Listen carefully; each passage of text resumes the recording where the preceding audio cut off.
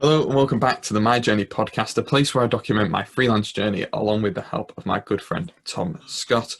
We discuss a whole range of different business topics here on the My Journey podcast. We do this by randomizing topics from our long list, interviewing incredible guests, and answering your questions. Once again, it's me and Tom are on the mic for this co-hosted episode. We aren't going to be doing any of them things this week. We're not interviewing a guest, we're not randomizing a topic, and we're not answering a question. We've picked a topic ahead of time for this week's episode, but we'll get onto that in just a bit. First things first, as always, how are you, Tom? What have you been up to? Much to report back on? Living that really busy life, with everything. Been out every day. No, back on back on furlough for it's working out about 2 days a week at the minute. Yeah, I have to say these questions to see how we were getting on seemed like a really good idea when we first started doing these dual episodes, but there's never really much to report at the moment with just like the world grinding to a halt. But Yeah, not at the minute. It's just little things like can't go to the pub, can't go to the cinema, not going to the gym.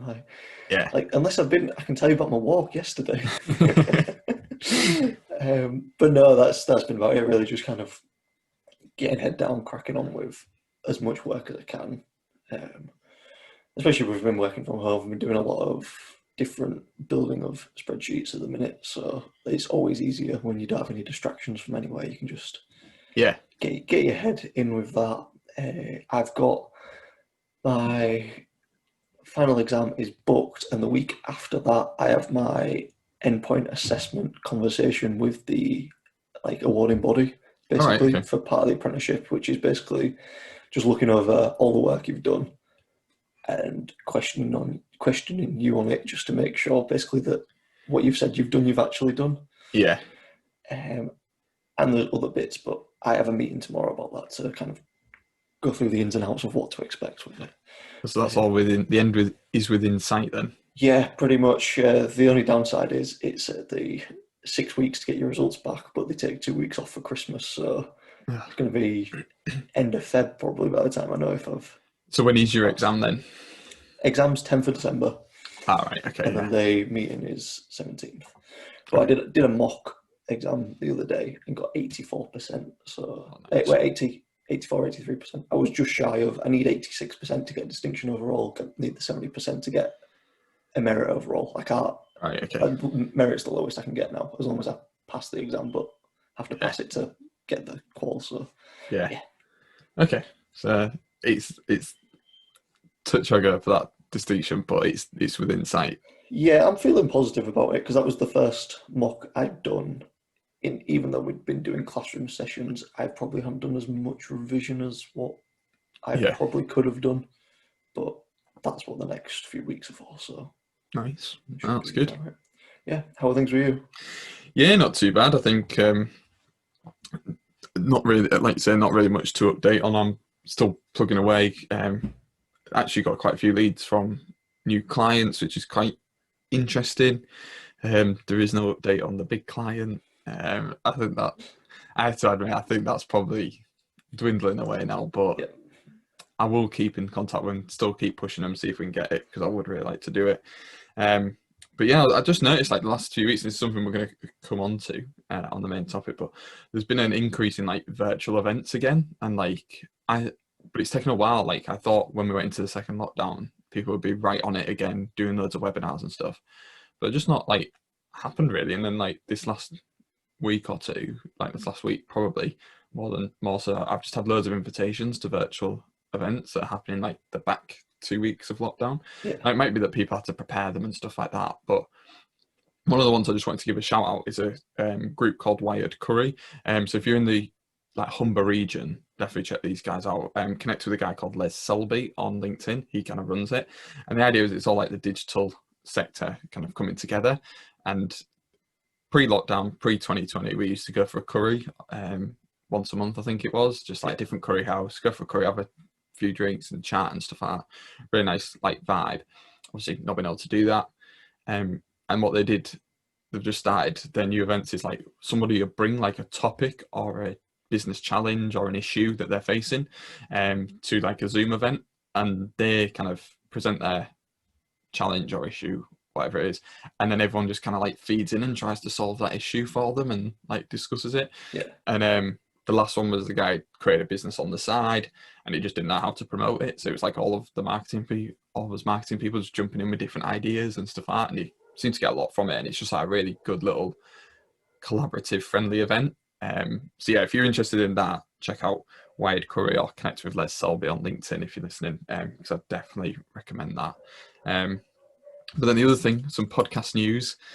We've hit another chart in another country. I think I might get a world map and put it on the wall and start ticking them Scratch off. off maps. Yeah, we've had like, was it Russia and UAE a while back? We've had Switzerland and Belgium, I think, on the last podcast. Yeah. And this time we've hit Ireland, and we are dropping down the chart. We peaked, I think, at 20, went straight in at number 20, which is a good chart position. And normally what happens is you go in and then like a day or two later we're back out again. Like it's just because we've had a run on a certain episode or something like that. But we're still in. Like, and this is 4 or 5 days later. We are dropping down. We're probably at about the 100 mark now, I think. I haven't seen today's figures. But hopefully with the new episode that might just boost us back up. If we can do, I think, like a full week or two in the Irish chart, that'd be pretty good. I'd be happy with It'd that. be quite good. Yeah, because I think I take it that was through Apple. Yeah, it's true. Yeah, because I'm pretty sure when you drill down through the Apple Podcasts app into each specific category, I think it shows it's like really random. Is it top 60 or something like that? Yeah, it's That's like a in the random chart. figure. So yeah, I think if you can stay in there, then you kind of got that prominent base, which hopefully means we stick around for a little longer. Yeah, definitely. So also just welcome to all our Irish listeners today. You know, welcome to the podcast. This is what it's all about. The Drew Purvey effect seems to be tailing off as well. Like he was picking up as a lot of listeners this last couple of weeks due to Educating Manchester coming out. Yeah. And him being the first episode, but that seems to have tailed off now because the series is finished. But you know, we'll survive with that one. It's fine. Yeah. Till next time. Yeah, fingers crossed. But yeah, is there anything else you wanted to update us on, or should we jump straight into the main topic? I'm fully covered. Yeah, let's jump into it.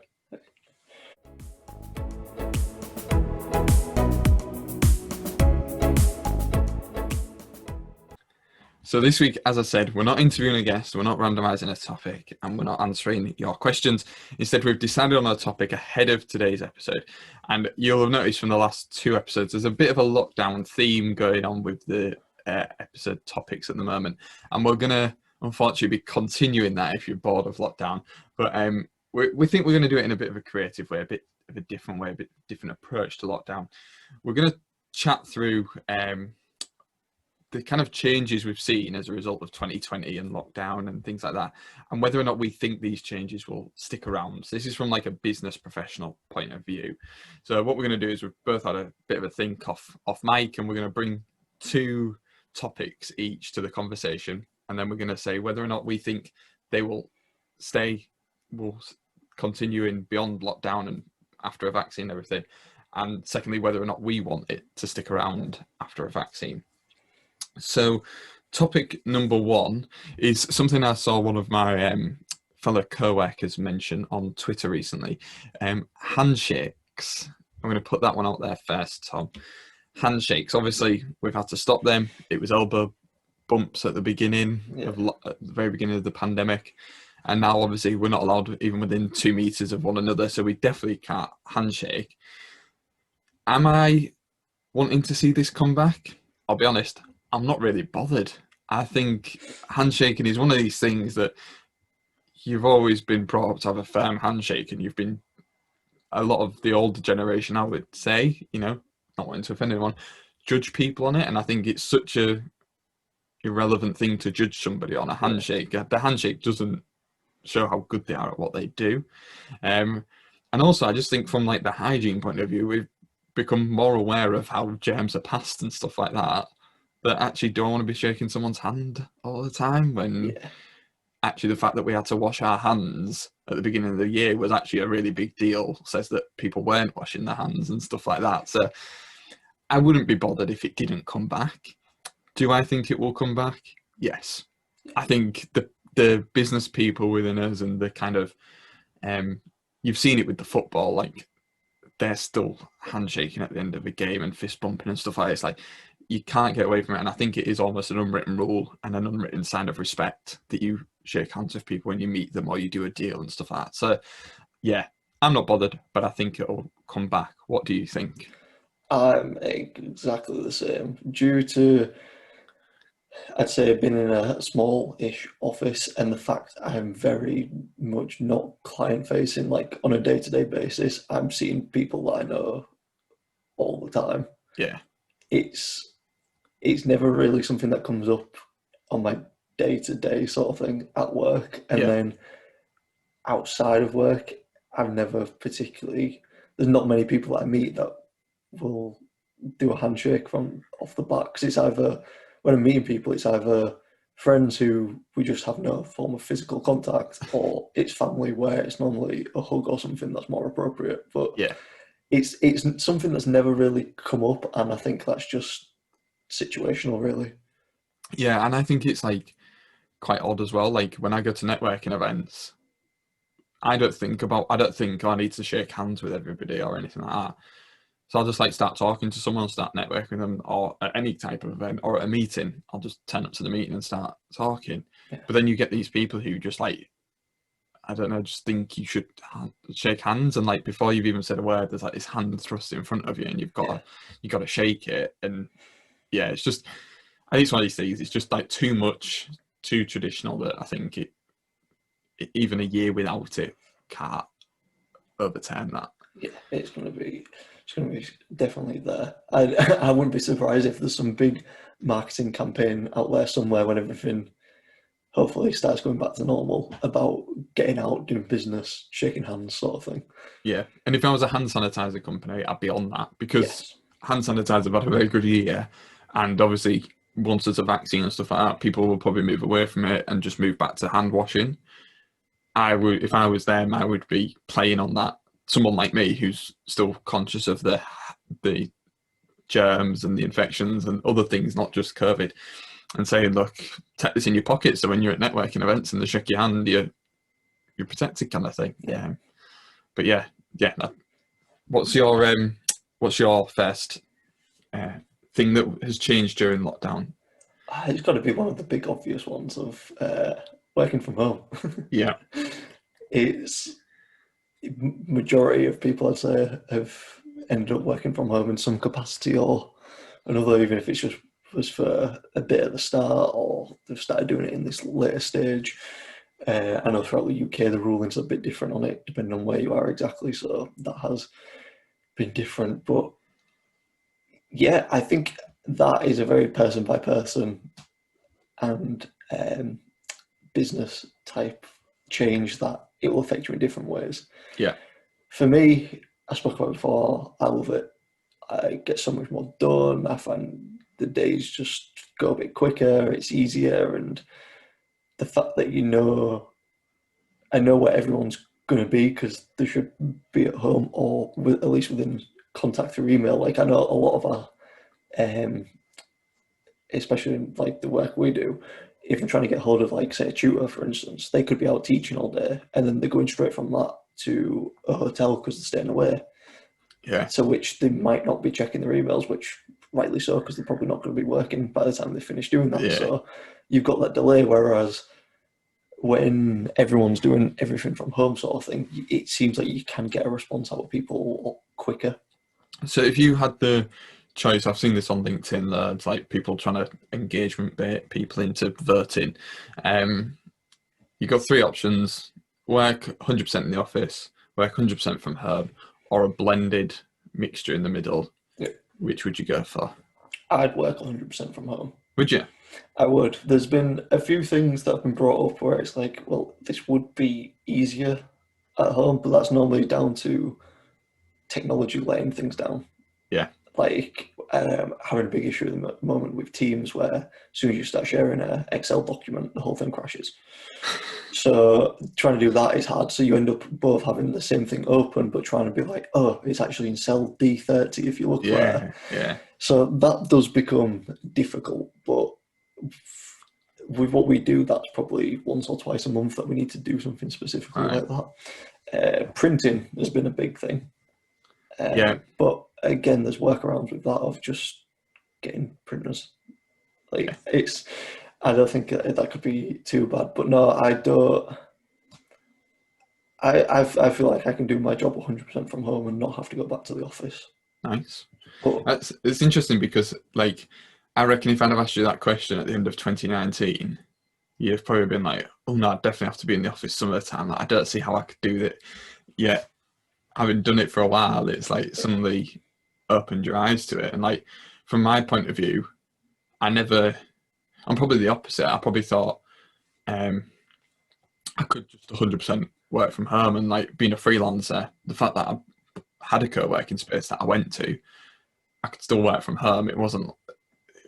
I didn't need to be in that co-working space. That was for me more than anything else. yeah, And I would have thought when the lockdown came in, I was like, yeah, easy. I just set my laptop up at home rather than in the thing. One thing I've noticed is like more so for me is like because I'm a freelancer, you work a lot on your own anyway. You have your own issues with the business and stuff like that. To then move out of the co-working space where there are other people, unless you're working on a project with somebody, you don't have any contact yeah, with them really. So I think when I used to go in like Monday to Friday every day, and I used to think like I only stayed at home if I wasn't working. I think I would maybe stay at home a couple of days a week when we go back, but I would be 3, maybe 4 days in the co-working space yeah. going forward, just for that having people about and getting out the house point of view. But in terms of if like has it affected how I do my work and stuff like that? No, I can do everything I need to do from here. Like you say, the only thing is that as part of the co-working space, you can use the printer, and like we've got a printer at home, but you'd much rather use someone else's when you're not paying for the ink. Yeah, no, too right. I think it's one of the things where I think people have in their head, well, I've always had to work in the office, so I have to be in the office to work, Yeah, sort of thing. And I get it. I get it from an employer's side, where obviously you want to make sure everyone's working, but again, there's ways around that that you can, such as timesheets. You can, like most software that you use, for, like Teams, kind of shows who's online, yeah, who's available, stuff like that. There's ways around that, and obviously that's then the whole idea that you should be trusting your employees. yeah, Anyway, if not, there's a bigger issue than just people working at home, sort of thing. But then I think, yeah, I think it's just people's mindsets of if you've been doing that your entire life, sort of thing, yeah. that's what you need to do. But the fact, yeah, I don't know, especially like how everyone's moving as well. Like even little things like I've been setting up our voicemails at the office to go to email. All right, okay. So the voicemail comes up, it then leaves a message on the machine, which then saves it as like an MP3 and emails it out, sort of thing, Oh, that's good. which is great. And it's something that I don't think we would have ever set up before, but it makes so much sense. And especially like there was a new phone line that we set up that only rings one phone because it's for one specific person. It has its own unique voicemail, and the idea was that phone will just get checked by this person whenever they're in the office. But I've just requested for that to change to the same thing because he's probably not going to be in the office most of the time, even Yeah, like going forward or as it was before. So it makes no sense for him to then have to come in just to check that that one voicemail. Yeah, thing. Whereas it can do that, and when you have things like that, or just the ability to forward calls to mobiles, you can still maintain that business presence as though your office is open without yeah. the office being open.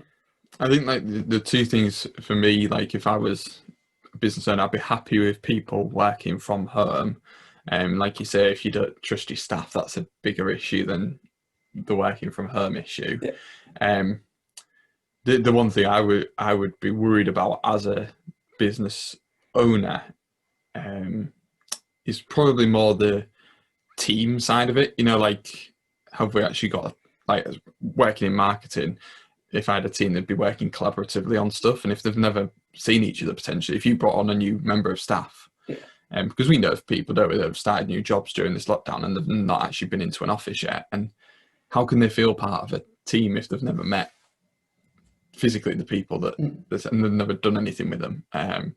That's probably the biggest issue, I think. But yeah, I think Generally speaking, because obviously, like I say, it doesn't really affect me working from home. But I remote work anywhere, not necessarily work from home, but Yeah. my co-working space is remote working really, from my client's point of view.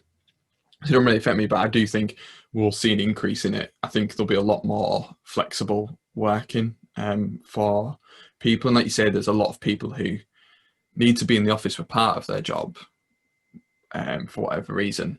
But then actually them being at home means they can be more productive. So having that blended approach allows them to have best of both worlds rather than just being stuck in an office 9 till 5 the full Yeah. time. But yeah, so that kind of that remote working from home leads me on to the next one, which is virtual events. This is one I thought about, kind of linked to the handshakes that I brought up earlier, and like just thinking from my point of view, will they carry on? And obviously we mentioned it in the beginning of the podcast introduction today about these events that are starting to happen.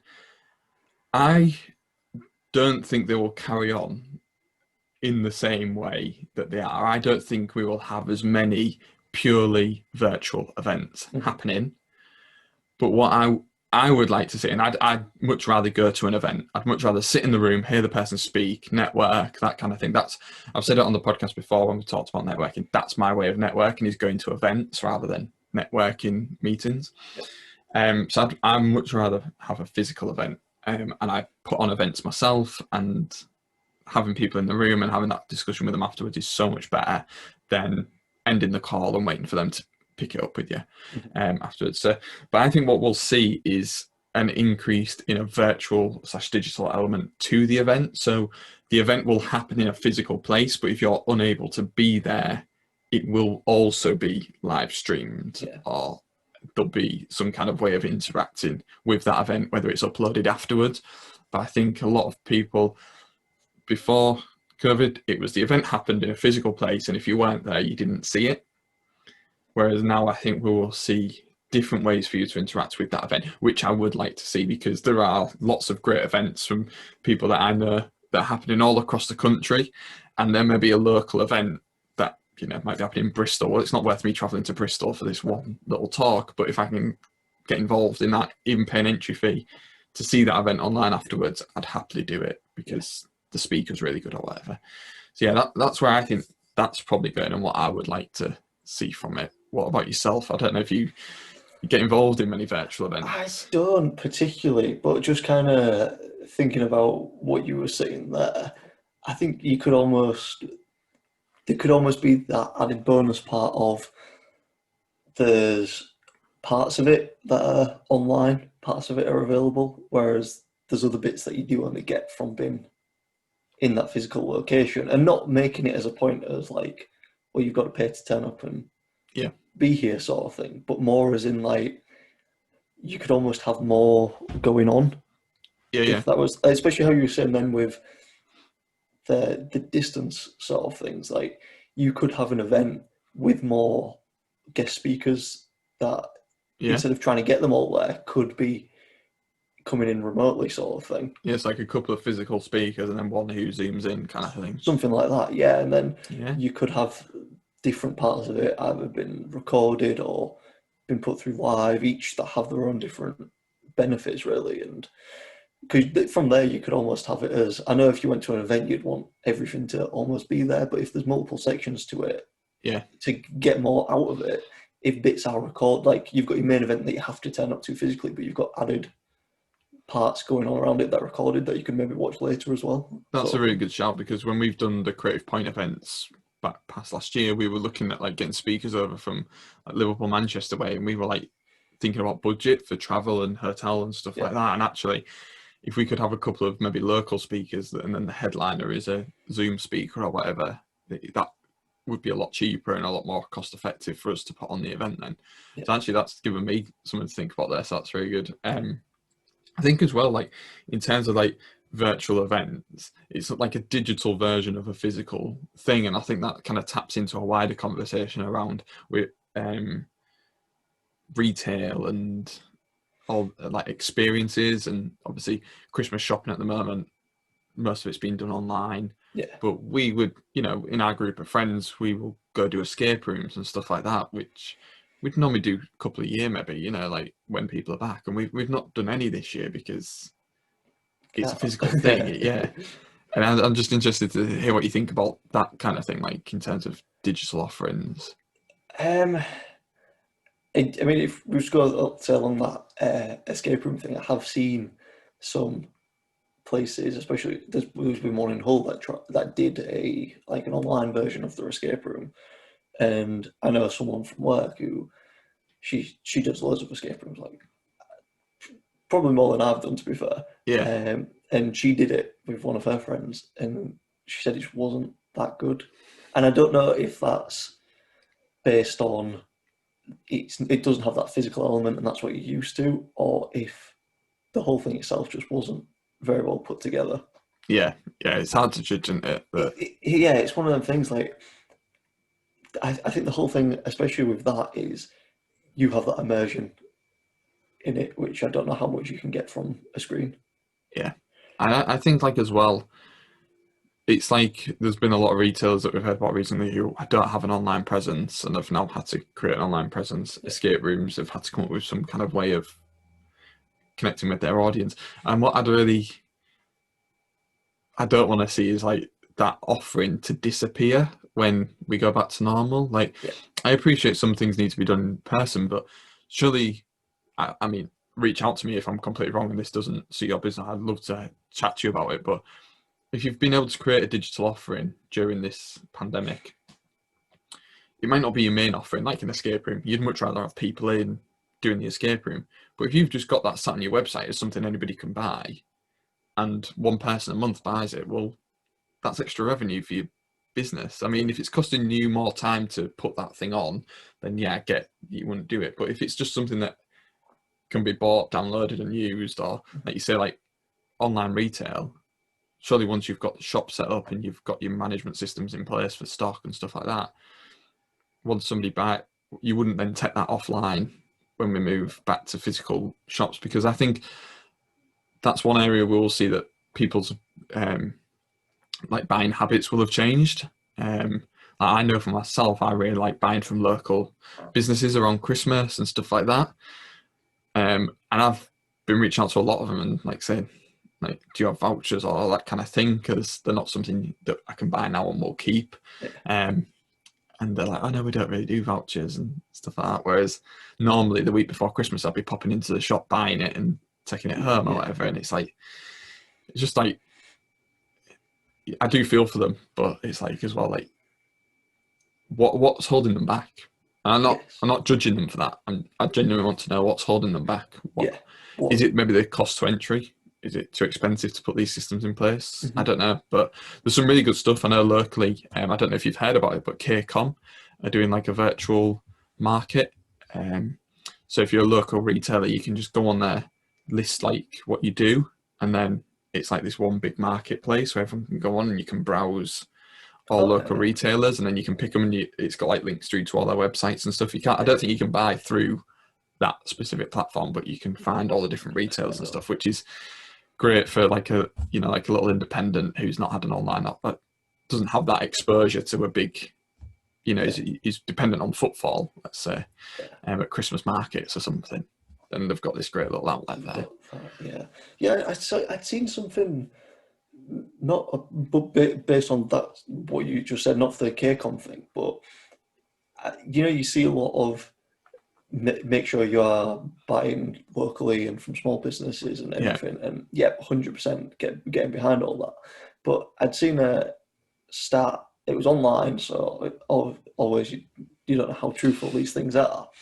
But it was reviews and feedback from small independents that use Amazon, Right. Okay. and their main source of income through all of this has been their sales on Amazon, because Yeah. it's that platform there where they can go on and sell. And I think it's one of the things you've got to be careful with it, because yeah, you by all means go out if there's a local shop that you can get into and buy something, then yeah, great.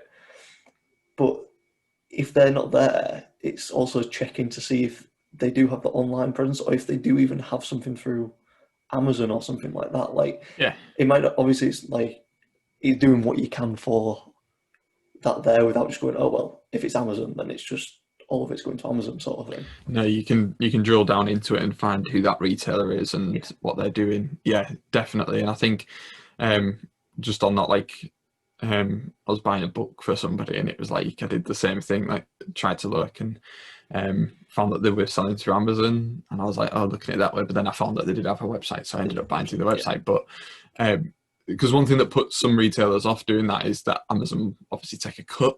of Um, course. but I remember guest of the podcast, Peter Watson, so not Peter Andrews who we had on this year, but Peter Watson who was on last series. He, I don't know if he said it on my podcast, but I listened to a lot of the stuff he said, and he said there was a guy that he was speaking to who had a restaurant and didn't want to be on Deliveroo. Hmm. Or whatever the local delivery thing was, like, no, we don't want to be on there. They take a cut.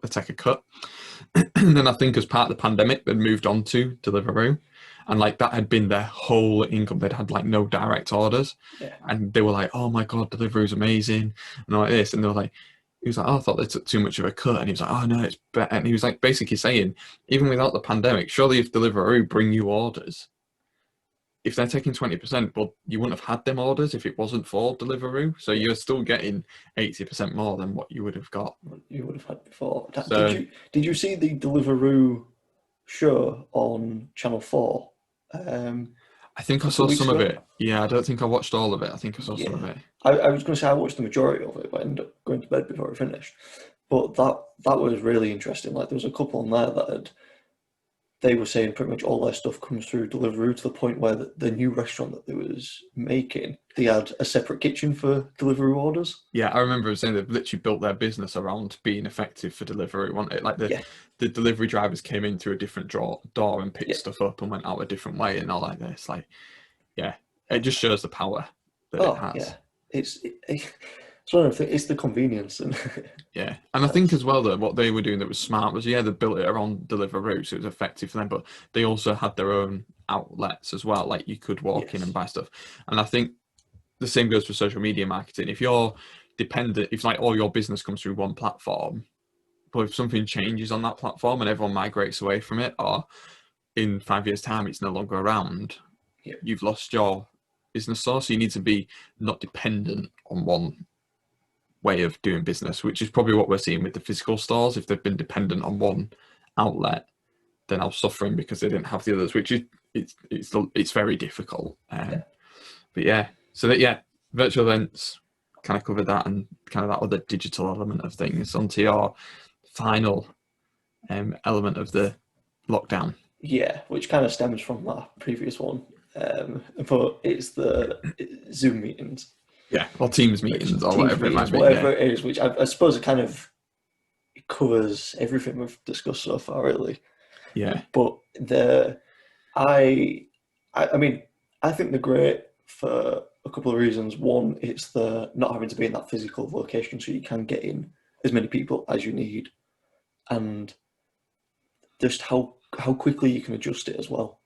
yeah, Like my day to days aren't pretty set in stone. Like I know what I need to get done each day, yeah, and I know if I have certain meetings and stuff. But if someone comes to me and goes, "I need to push this meeting by an hour or so," I find it's a lot easier with it being a Zoom meeting than it is if it's like, okay, well, I was actually planning on getting to the room at this point, or yeah, I don't know. It just takes that element away from it. It's like, all right, yeah, I can do that because I can just carry yeah, on doing whatever it is now. And I know it also comes down to like preparation for meetings, but I find a lot of meetings that I have while going through what the actual agenda is, there's also other bits that come up, and because I have my laptop there, it's like, all right, yeah, let me just pull that up quickly, and I can grab that, and we'll discuss through that. Whereas normally, if I'm in a meeting, especially if I'm in the office, I don't often have my laptop with me because we're going in to talk about that one specific thing. I've got yeah, any printouts that I need. I've got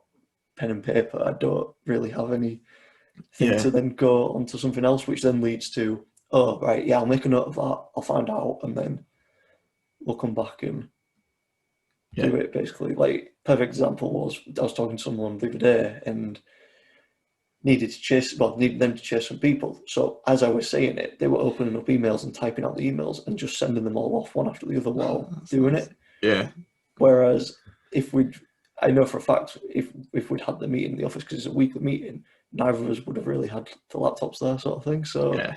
it's just I, the added benefit of that. I think that's one big area. Is like if you were to be seen to be jumping on your laptop during a meeting, it might be seen as rude. Whereas I've been on a few Zoom meetings where like I'm kind of there for like one specific bit, but there's a lot of other stuff to talk about. So while they're talking about the other stuff, I'm just cracking on with other bits. But if I was doing that in the actual meeting, it'd be seen as rude. Whereas on the Zoom, like all the teams, I can't really tell.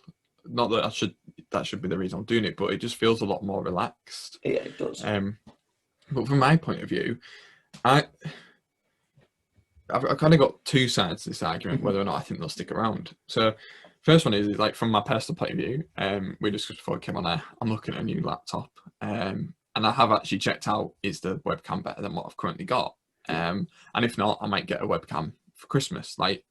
So I'm conscious of them sticking around.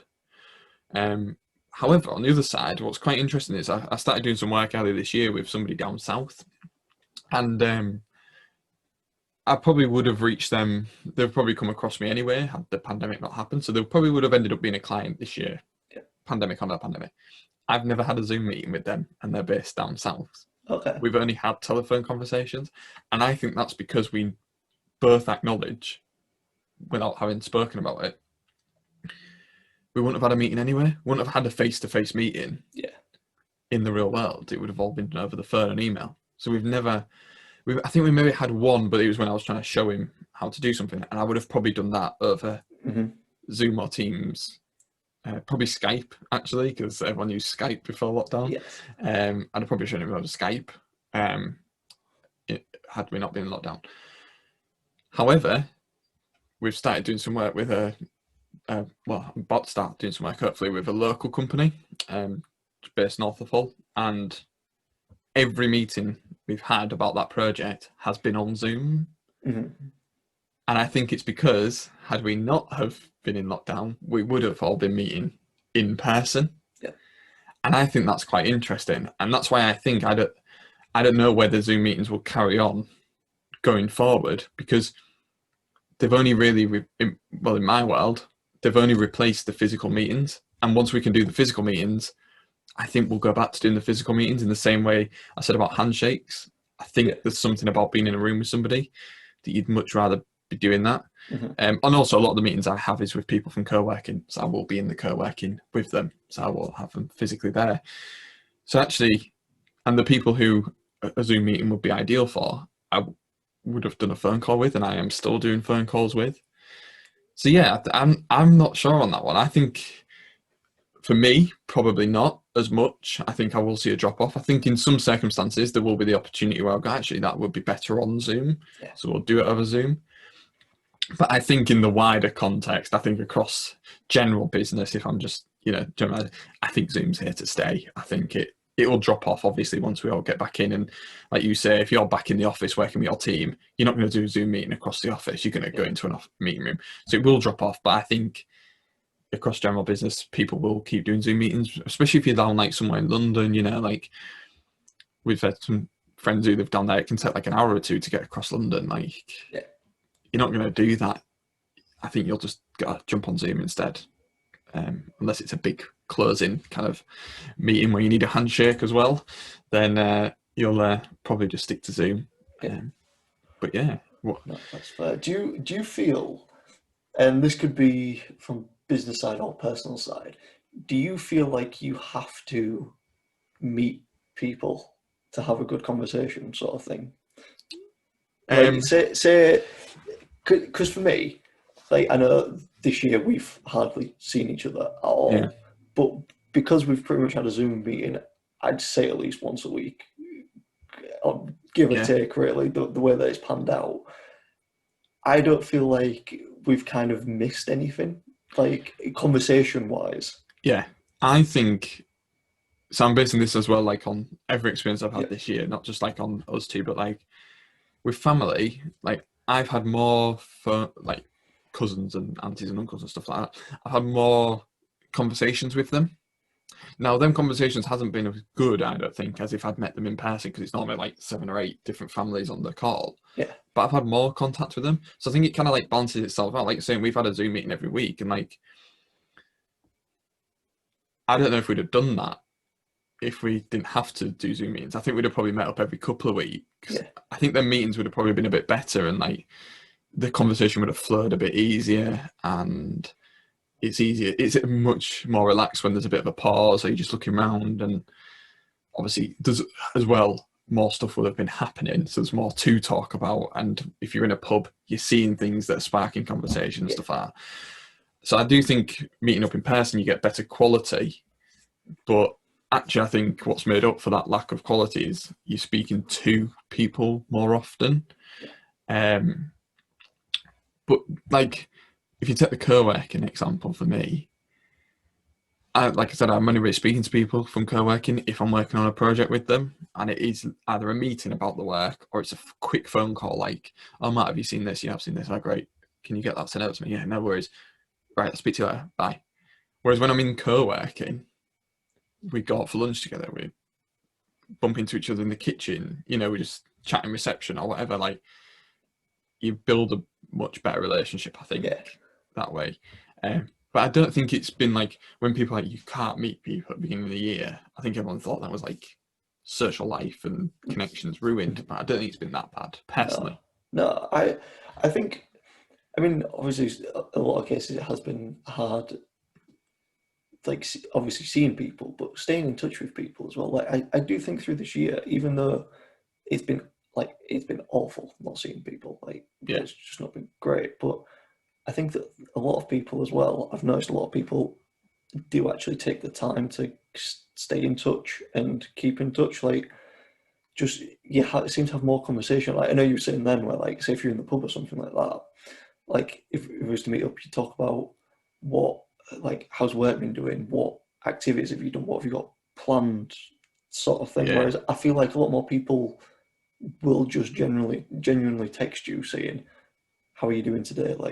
yeah, Like I've had a lot more people ask, not just like what I've been doing, but say if I've like watched a film or like read a book or something like that, or played a game even.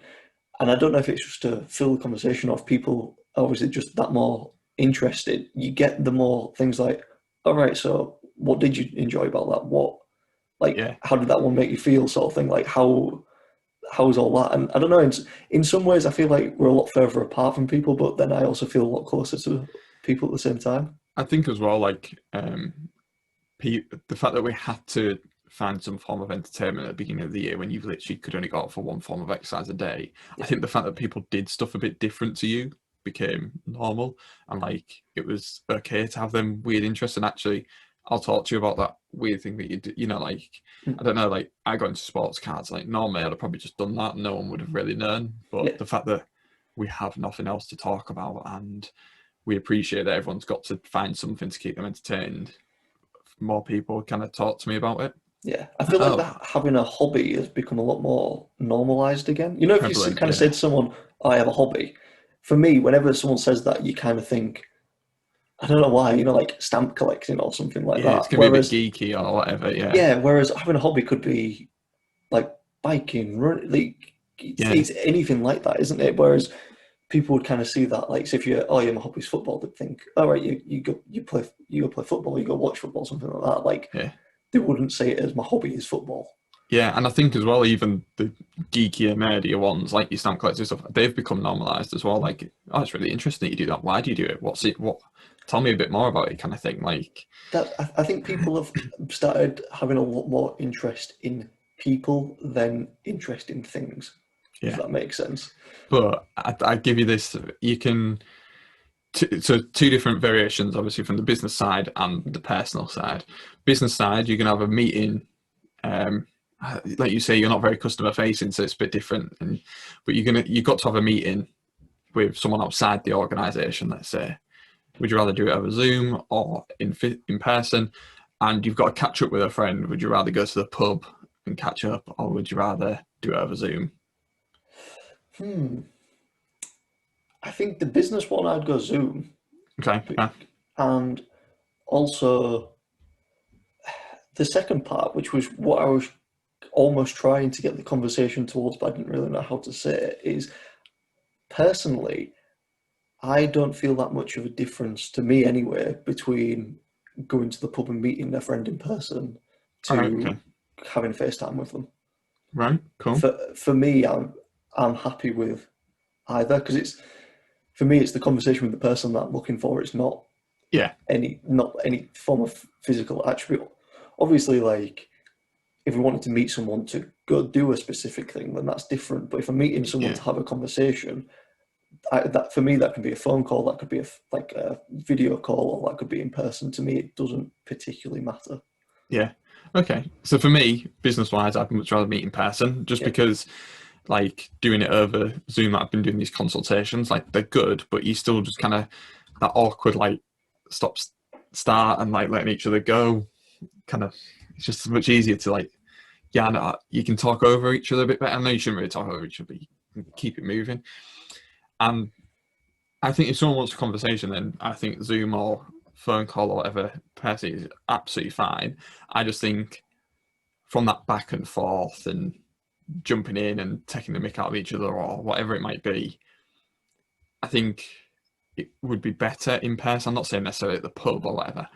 The big difference, which I think we're probably not thinking about here, is like we over Christmas we always do, like, which we've tried to do a walk every year. Like group of us meet up, go to a pub and go for a walk and stop at a couple of pubs. Now, obviously, there's the walking element of that, but having a group that size on Zoom wouldn't just work. wouldn't work. And also, No. like, you split off into your little groups and you chat to, and like everyone, I think a few people have done events like hen do's or stag do's or that kind of thing, and they split you off into rooms, but it's very forced. It's not natural. Whereas when you're at the pub, you'll just be chatting to that person, and they'll say, "Oh, I'm going to get a drink," so then you'll start talking to that person, and you'll just move around in it. I think definitely on the bigger groups, that's what I think That's when it that starts the to play. biggest Yeah, difference, where it just doesn't work. Like, at times that you've heard it, like, oh, can you all put yourselves on mute? Like, it's a group thing. Like, and I know you need to be on mute for it to work, but it's basically one person talking to everybody, yeah, not a group conversation. But yeah, I think that's a really interesting conversation to have, yeah. as ever. We say it every time we do something like this. We'd love to hear everyone else's views on this. So if you've got views on handshakes, working from home, virtual events, Zoom meetings, and from both from a business and personal point of view, as we've kind of moved on towards the end there, then yeah, we'd love to hear from you. But I think that's a good place to leave it for Yeah. this episode. Yeah. Stick around, as we will be at the end talking about one last little thing.